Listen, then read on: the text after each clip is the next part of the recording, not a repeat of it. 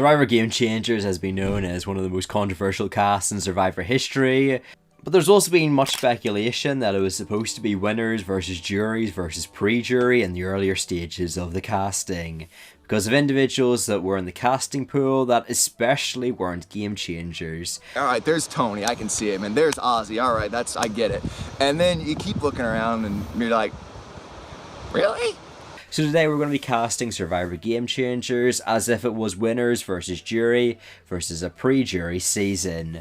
Firstly, let's start off with our winners, and we're actually going to be keeping a variety of the winners that were on the original Game Changers. I'm talking about Tony, JT and Sandra. They're strong winners for the season of the show.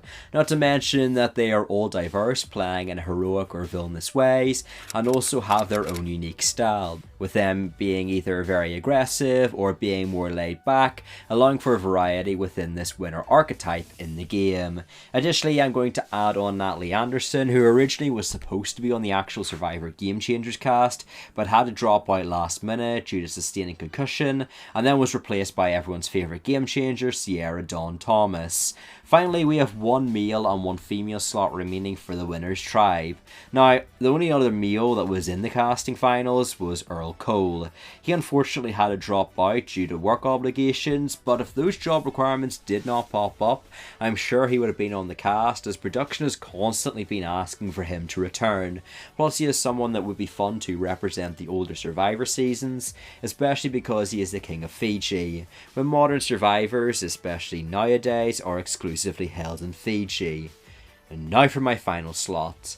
I was torn between two picks, Danny Boatwright and Sophie Clark. Both are individuals that made it to the top 32 of casting, and while I would absolutely be happy with either of them in the season, I decided to go with Danny.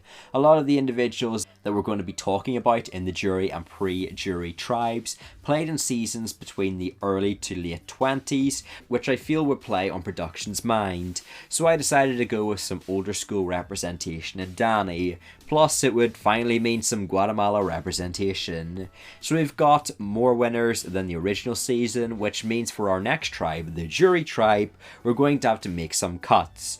This video is sponsored by idolplays, a way to play Survivor challenges from the comfort of your own home through beautifully replicated 3D printed designs, allowing for ease of access. If you have a Survivor superfan friend, or if you want to compete in challenges to see how you would do on the show, make sure to purchase one of these items, as the store will only be open until Wednesday. And if you want to support creators like myself, make sure to go check out the Creator Camp, where we have picked our own personal favourite puzzles, put them into our boxes. However, objectively, as we all know, mine's the best. Just for clarity, these are individuals that made it either as fallen angels or were the first member of the jury on their respective season, or anything in between. This is also going to be a tribe of individuals that didn't make the finale, because obviously second or third place finalists were not on the jury, and therefore unfortunately won't be in consideration in this video. So firstly, I'm going to add Malcolm to the cast. He was a big fan favourite who was happy to return back to back while making the jury twice. On the same topic, I also put on Sierra Easton, who made the jury twice on her original 2 seasons, and was another individual that people were hyped to see return. Finally, I'm going to add Andrea, as although I'm not sure about how much dynamic gameplay she really has, she is someone that again did make the jury twice. I'm also going to go with Zeke, who does seem like a bit of a curious choice considering he doesn't have quite the legacy of those before him. Even at the time, however, it was heavily rumoured throughout the filming process of Millennials vs Generation X that season 34 would likely be a returnee season. Therefore, they kept roughly 2 slots available in case anyone on that season stood out to them, and they could put them on the very next season. So with Zeke being one of these MVGX individuals, as well as Jeff and his wider family really liking Zeke's appearance on season 33, I think he would be a returnee on this season. The final female on this list is Sari, who is somewhat controversial because technically in her last appearance, Heroes vs Villains, she was a pre-jury boot. That being said, it feels weird for Sari to be on a tribe of individuals that didn't even make the jury, considering she has made the jury twice in previous seasons. Plus, her legacy is most well known for her runs in Panama as well as Micronesia. So I'm going to be going with her best placement as a placement holder for this season, as I feel that is what production would do. Furthermore, JT is on the winner's tribe, even though he only made the jury in Heroes vs Villains, so I feel it just makes sense for multiple time players to pick their best run. The final slot, I'm going to go with Troyzan. Again, this video is assuming production would pick with 33 seasons of knowledge. They didn't know Troyzan would perform so poorly on Game Changers he would receive the name CGI Troy. But Troyzan was someone that was so close to making it on Karamoan, Cambodia, and was even in the running for Blood vs Water. So with so many opportunities for return, it was almost an inevitability Troyzan would be cast on this returnee season. It's also for the reason I'm casting from the perspective of production. I cut Aussie, who otherwise would have been on if I had my say. See my video on Making Survivor Game Changers with actual Game Changers, but it was clear Survivor production didn't want Aussie back. However, CBS strong-armed him into returning on a season called Game Changers, but this is far more of a general season, meaning production would be far more likely to sneak in Troyzan over the Dolphin Boy. The pre-jury individuals then are a band of misfits that I had a tough time casting. The males were a pretty easy group to pick for the most part, however.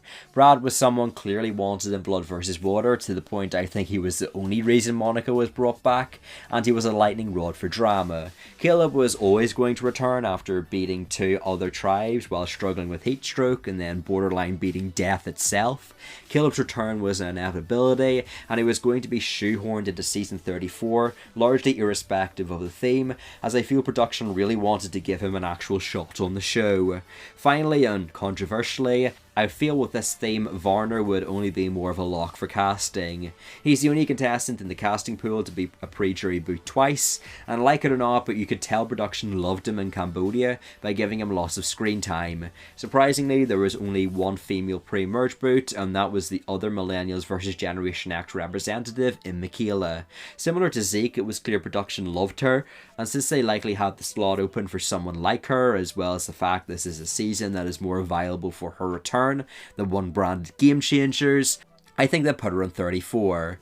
Then if we look into the finals casting pool, Alexis made it into the last round before being cut. So in this universe, I think that easily cast her as someone that has little competition, while being a somewhat memorable presence from a very popular season of Survivor.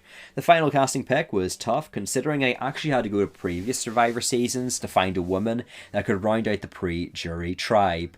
In Blood vs Water, I did find information that Christina Correa was in large consideration, but honestly, like many of the potential returnees that season, she would have likely only been picked for the sake of her partner, who was an actor.